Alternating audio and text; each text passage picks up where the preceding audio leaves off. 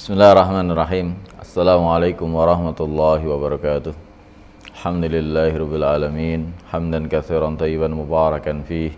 Asyhadu an la ilaha illallah wahdahu la syarikalah wa asyhadu anna Muhammadan abduhu wa rasuluhu la nabiyya wa la rasula ba'dah. Allahumma shalli wa sallim wa barik ala Muhammadin wa ala alihi wa sahbihi ajmain wa ba'd. Para pemirsa rahimani wa rahimakumullah, kita ketahui bahwa saat ini kita berada di penghujung dari bulan Ramadan.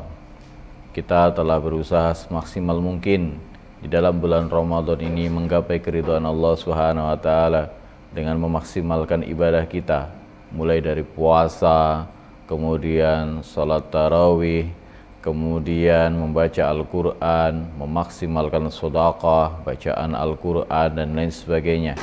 Bukan berarti kemudian kita lepas dari Ramadan itu merdeka, tidak beribadah lagi kepada Allah, itu tidak. Kita beribadah kepada Allah, menyembah Allah tidak hanya di bulan Ramadan saja, tapi di bulan-bulan berikutnya juga tetap beribadah kepada Allah Subhanahu wa taala. Maka tugas kita selepas Ramadan ini adalah istiqamah, terus menerus merutinkan apa yang sudah kita lakukan di bulan Ramadan untuk kita lakukan juga di bulan-bulan berikutnya, Syawal, Dzulqa'dah, Dzulhijjah dan seterusnya. Kenapa begitu? Prinsipnya tadi, kita beribadah kepada Allah tidak hanya di bulan Ramadan saja, tetapi juga di bulan apapun dan kapanpun. Selagi nyawa kita masih di kandung badan kita, maka kita masih punya kewajiban untuk beribadah kepada Allah Subhanahu wa taala. Sebagaimana Allah Subhanahu wa taala firmankan, A'udzubillahi minasyaitonirrajim. Wa'bud rabbaka hatta ya'tiyakal yakin. Sembahlah Allah, beribadah kepada Allah sampai datang kepada kalian kematian. Ini Allah berikan dalam surat Al-Hijr ayat yang ke-99. Jadi sekali lagi, para pemirsa sekalian, bahwa kita keluar lepas dari Ramadan bukan kemudian kita berhenti beribadah, tetapi justru kita mengistiqomahkan apa yang sudah kita lakukan di bulan Ramadan. Kita terus berpuasa. Puasa tentu tidak 1 bulan penuh sebagaimana kita lakukan di bulan Ramadan, tapi kita ada puasa-puasa istimewa selepas itu.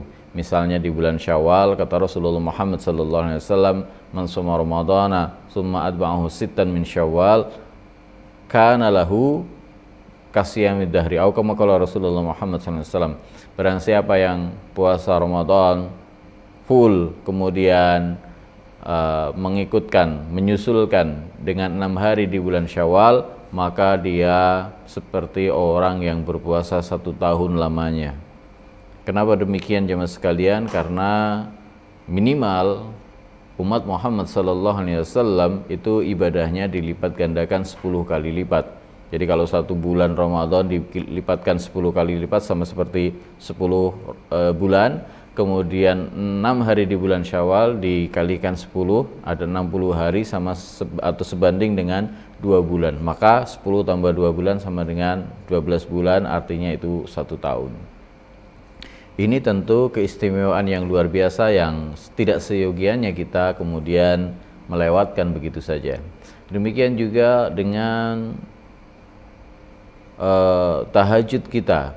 Jadi kalau di dalam bulan Ramadan kita menyebut tahajud kita dengan tarawih, maka selepas Ramadan kita kembali lagi ke sebelum Ramadan, yaitu salat malam, salat tahajud. Bagaimana Rasulullah Muhammad SAW sabdakan, afdhalus shalah ba'dal maktubah salatul lail. Salat yang paling afdal, yang paling utama setelah salat yang 5 waktu, setelah salat yang fardu itu adalah salat lail. Ini adalah kemuliaan bagi kita setiap muslim, setiap orang yang beriman.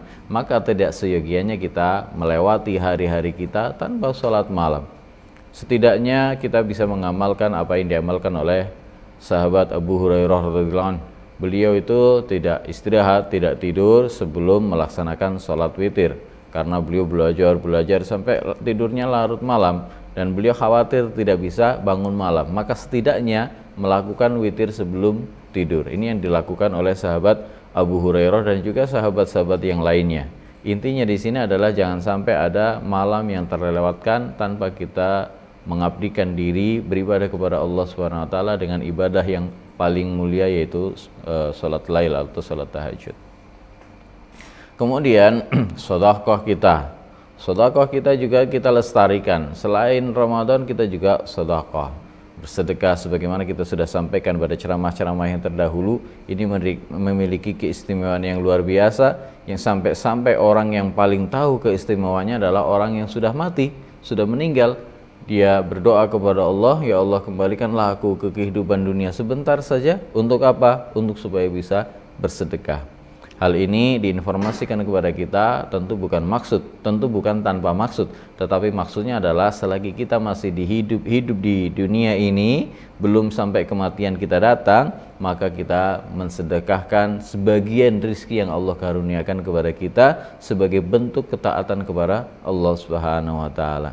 Prinsipnya, para pemirsa sekalian, yang menjadi prinsip adalah bahwa kita beribadah kepada Allah Subhanahu wa taala tidak hanya di bulan Ramadan, tetapi juga beribadah di bulan-bulan yang seterusnya, yang selanjutnya. Bahkan Ramadan ini sebetulnya adalah sebagaimana dikatakan oleh para ulama sebagai momen latihan kita mengendalikan nafsu kita, latihan kita berpuasa, latihan kita salat tarawih, latihan kita baca Quran, dan sebagainya. Itu supaya apa? Supaya kita keluar dari Ramadan menjadi insan yang bertakwa, dan takwa itu lestari terus menerus kita menjadi orang-orang yang bertakwa, yang memiliki perilaku atau karakter sebagaimana yang sudah kita jelaskan pada ceramah-ceramah kita yang terdahulu. Ini yang kita sampaikan sebagai penutup dari ceramah-ceramah kami, dan semoga Allah Subhanahu wa taala menunjukkan kepada kita yang benar itu benar dan memberi kekuatan kepada kita untuk mengikuti kebenaran tersebut, dan juga semoga Allah Subhanahu wa taala menunjukkan kepada kita yang salah itu salah dan memberi kekuatan kepada kita untuk meninggalkan kesalahan-kesalahan tersebut. Billahi taufiq wal hidayah, wallahu minkum mustabiqul khairat. Assalamualaikum warahmatullahi wabarakatuh.